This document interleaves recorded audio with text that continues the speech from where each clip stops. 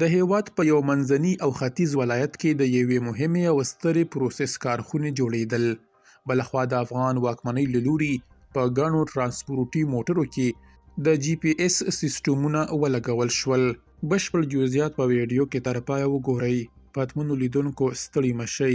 په یو منځني او ختیځ ولایت کې د یوې لوی پروسس کارخونې جوړېدو خبر لرو، خو پیل په ترانسپورټي موټرو کې د جی پی ایس سیسټمونو پر لګېدو کوو.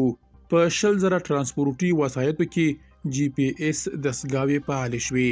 د ترانسپورټ او هوایي چلند وزارت خبر ورکړی چې د ترانسپورټي وسایطو د معیاري کولو، د مسافرو د خوندیتوب او د سوداګرو د مالونو د خوندي انتقال په موخه تر دې دمه په ټول هیواد کې 20,000 ترانسپورټي وسایطو کې جی پی ایس مجهزې دستګاوې فعالې شوې دي. د وزارت د خبرپاڼې له مخې دا لړۍ د مرکز او ولایتونو په کچه روانه ده، چې له مخې یې پر بسونو او بار وړونکو موټرو باندې د جی پی ایس سیسټمونه نصبېږي. چارواکي وایي چې دا اقدام به د ترانسپورټي خدماتو د مدیریت، د وسایطو د تعقیب او د امنیت د ښه والي لپاره مهم رول ولوبوي. وزارت زیاتوي چې د جی پی ایس سیسټمونو فعالول به د ترانسپورټي سکتور د عصري کولو او د خدماتو د شفافیت لپاره نوې اسانتیاوې رامنځته کړي.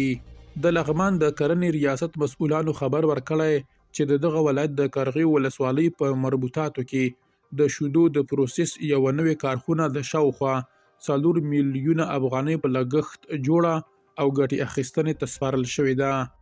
د مسؤلانو په خبره دغه کارخونه په ورځني ډول د 15,000 لیټره شیدو د پروسس وړتیا لري، چې ترې پنیر، کوچ، مستې او نور لبني محصولات تولیدېږي.